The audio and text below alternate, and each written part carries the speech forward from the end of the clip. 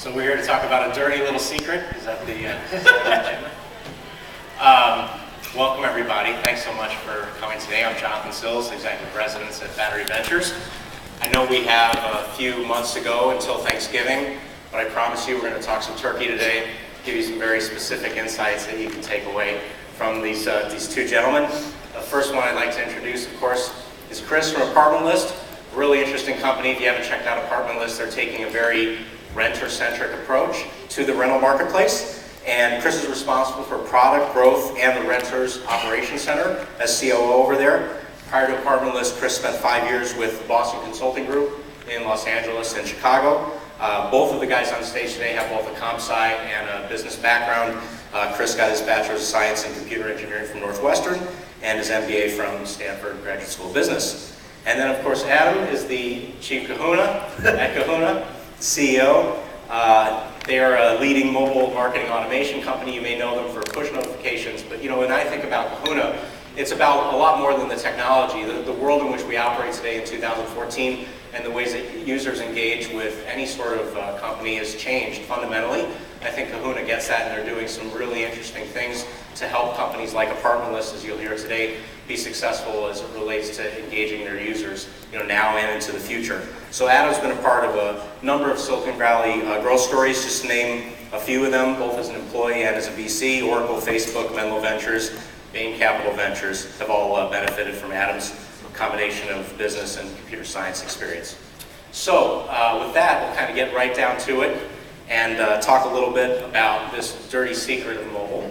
But first, I'm going to start it off with Chris. And Chris, maybe from the standpoint of Apartment List, you could tell us how you're approaching mobile growth and specifically how the app is contributing to your success, because it's not only an app, but it's available on multiple platforms. Mm-hmm.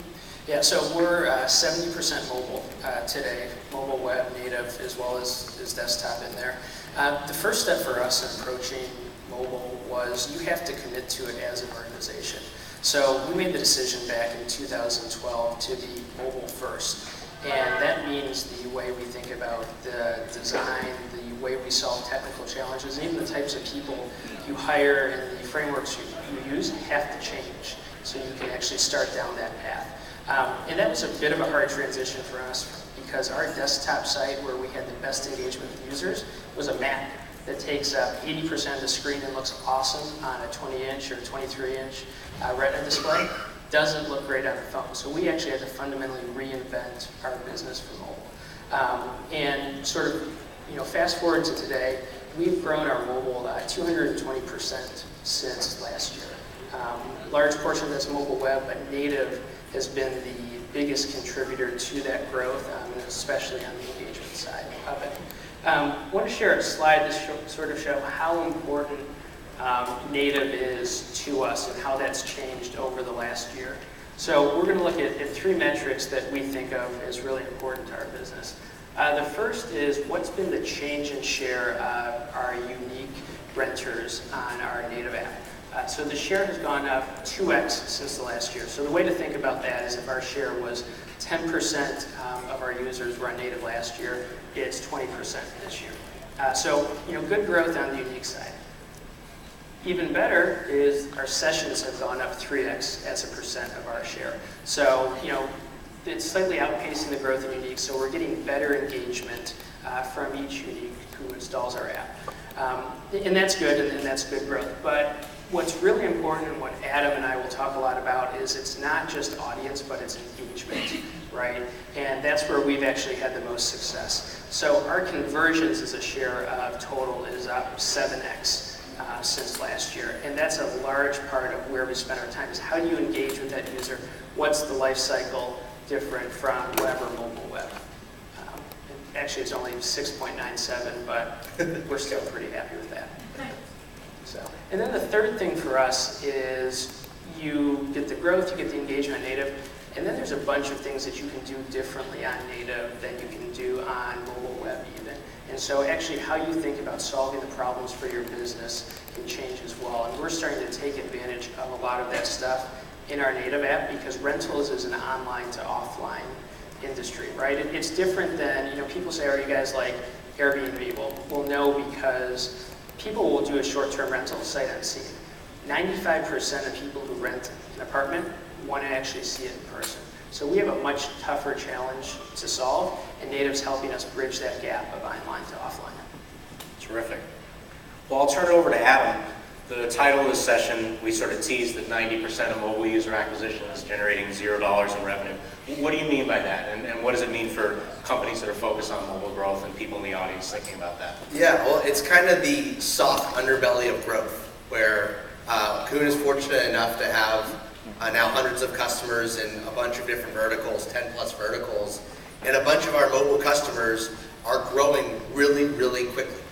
And they were seeing their install counts going through the roof. And they started reporting on how many installs. And they started talking to us like, hey, the number of engaged, valuable users, those who are converting, purchasing, it's lower than I thought. And we started doing some analysis. And the nice thing is we have a bunch of data scientists on the team. And we started uncovering that if you have 100 installs, on average, 90 are doing nothing of value. 8 or 9 are doing, a light value, and there's 1 or 2 VIPs. And so we saw that 90% drop off, and we knew that the best way to change that is through mobile messaging. And what we also saw is you've got to do the mobile messaging sooner rather than later. You can't wait for a month and a half, because by that time, they've already forgotten about you. So whether it's early in the life cycle or at any other time, how do you guys manage this and partner with us? Yeah, so one of the things that took us a while to realize was that the way people are going to engage with us to the conversion event on Native is different than how they would do it on web and mobile web. And we launched our app and we looked for some data to come in, and the first time we were a bit disappointed, but what we did see was we have a feature called My List, which is a version of favorites on steroids. It was getting 5x the engagement on Native that it was getting on mobile web or desktop. And that was sort of the trigger that led us to realize that people would open the app, they would browse, they would search, they would save a few things to favorites at a much higher rate, but then they wouldn't convert, right? So then it was how you actually bring folks back and engage with them, throughout that cycle. And that's where push comes in. That's where how you design the app. You can even tie it into some of your other remarketing strategies. But push is the biggest way to get that back. And we've worked with Adam a lot on that to do behavioral-based pushes to bring those folks back. Maybe you could talk a little bit more about that. Got a customer flanking you here. So what were some of the things specifically? Yeah, let's see if I can pop this guy up. We got my. All right, perfect. So, what we worked with Apartment List to do, and it was part of our kind of growth marketing background, is to understand an Apartment List person's onboarding journey. And it's boiled down to find, organize, contact, where a user is downloading Apartment List for a reason. So they start browsing apartments, then they save their favorite apartments to a list, the My List that Chris was talking about, and then they contact the Apartment List when they're ready to go find their apartment. And if they get stuck in any one of these, they're not getting to the value. They're not getting the value of Apartment List. Apartment List makes it so much easier to find an apartment, but if you're not doing these 3 things, you're missing out. And so we went and co-analyzed all this data, and that drove efficient onboarding. So we found a bunch of users who had searched apartments but not added to their favorites. And we have messaging that takes just those users and talks about saving the favorites and the benefit of that. And then we found a bunch more users that had saved the favorites but had never contacted a broker.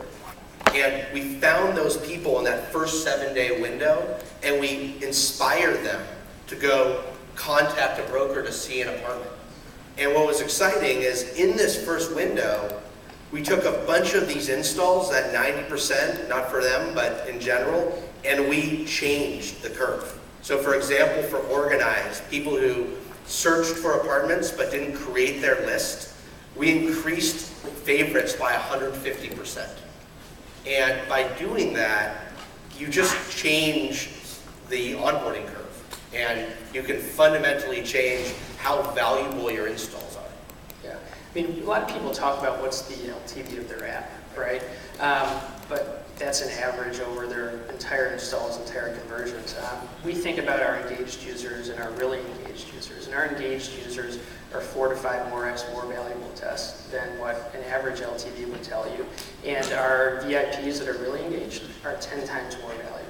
And so how do you use that type of messaging to shift more people into that first group and move that first group into that second one?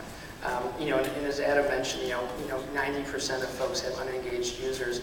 We're at a point now where greater than 50% of our folks are converting on a regular basis for us. And that's totally changed how we think about continuing to invest in native.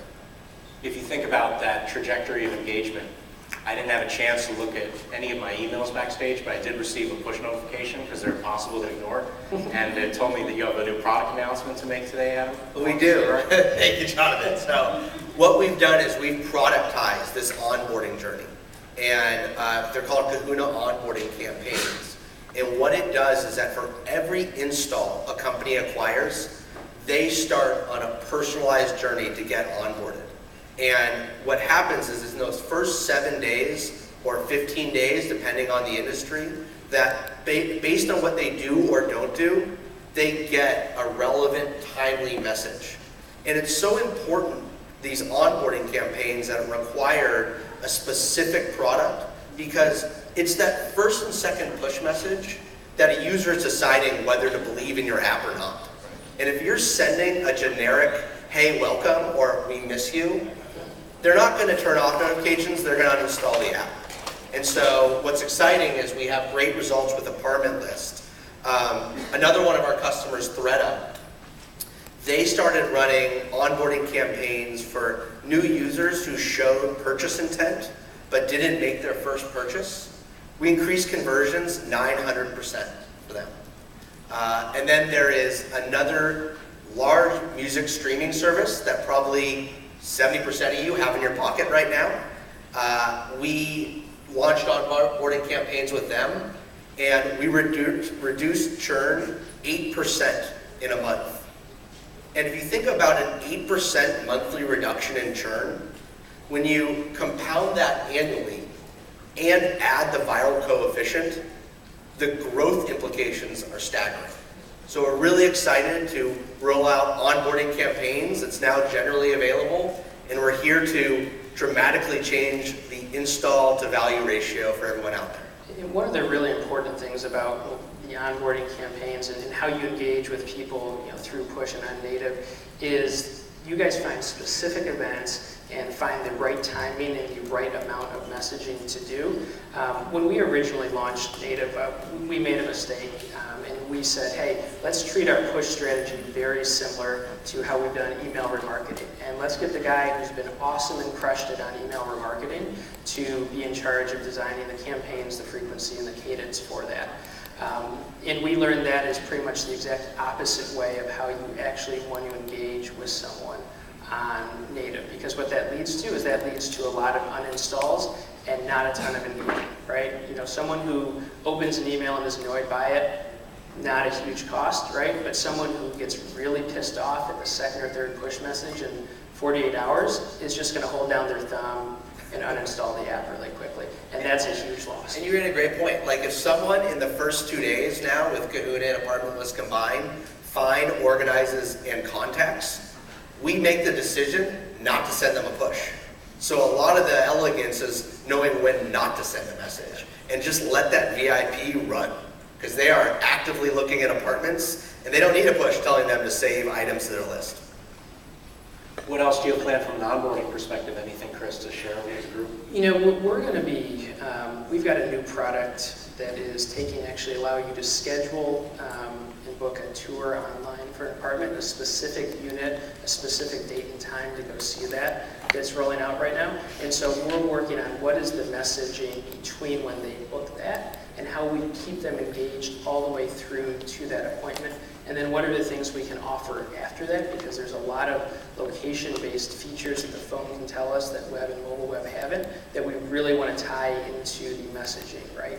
You think about the opportunity of, I know this person, is at this apartment right now, just completed a tour of it, and I can recommend a few other places nearby that have opening, and then send that to them in a push, right? And then especially take advantage of the new push types that Apple is rolling out in iOS 8. That's going to be a really great interactive, well-timed experience that we're really excited to roll out there. That's cool. That's cool. So looking longer term, you mentioned there's that critical period. Maybe it's in the first 3 days or 7 days or 10 days. What about looking beyond? Is all that really inherent in the product, or are there things that can be done from a user engagement perspective with the messaging? Yeah, well, I'll kick it off. Well, that's the first thing we announced was the customer engagement engine, which is another thing that we talk about is the average lifespan of a native app user is 2 to 3 months. But with appropriate messaging, you can uncover when they're showing interest in their second apartment search and send messaging around that. So once they get onboarded, then you've got to filter into a behavior-based life cycle so they never get annoyed with the messaging, but they remember at timely moments that Apartment List is on their app and Yahoo is on their app. Yeah, I mean, the average renter searches for an apartment once every 2.5 years. And right now we think of our LTV and a customer as, hey, let's just get through these 6 to 8 weeks that they're looking for the apartment right now. But what we really want to get to is, hey, how can we be the only thing that they need or use through the 8 to 10 years that people are typically renters before they become homeowners? And how do we actually manage not just a month or 2 long cycle, but a year-long cycle? That engagement is what we're going to start thinking about next. Any other native apps that you guys see that are doing a great job that folks in the audience could install and take a run at to maybe get inspiration? So you got any? So I think it's in the real estate category, but they do for sale real estate. I think Redfin actually does the best combination of how they engage with you across push, email, and then location-based. You create a list, you start saving stuff to favorites, and it is very seamless in that space. The only downside is you just get depressed when you see the prices here in San Francisco. I tip my cap to Bleacher Report, where they've actually, and I'll say they have like a 50-person custom team, and the cool thing is they're getting all this user-generated content, and they're using it for mobile messaging. So I think one of the things that a lot of mobile apps should look at is, do they have great content that their viewers should be seeing? And chances are they're not finding it on the 7th page of their mobile app. Right. You got to show it to them. Great. Well, thanks everybody. I see that we're out of time. Hopefully we got a lot of value out of the conversation. And definitely check out Apartment List and Kahuna for more information.